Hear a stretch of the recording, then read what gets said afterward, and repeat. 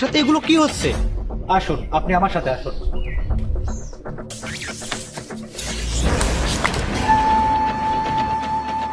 আরে, এটা আপনার সাথে কি হলো?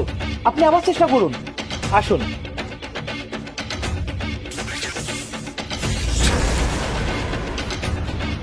আপনি এক কাজ করুন, আপনি আপনার কানে মনোযোগ দিন আর দেখুন কোনো আওয়াজ আসছে কিনা। আপনি আবার চেষ্টা করুন। ঠিক আছে ইমাম সাহেব। তুমি সুদখোর, বের হয়ে যাও ওটা ঘর থেকে।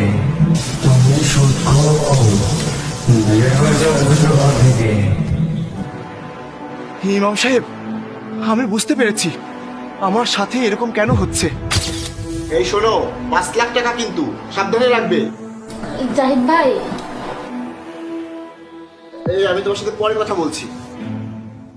হ্যাঁ বলো।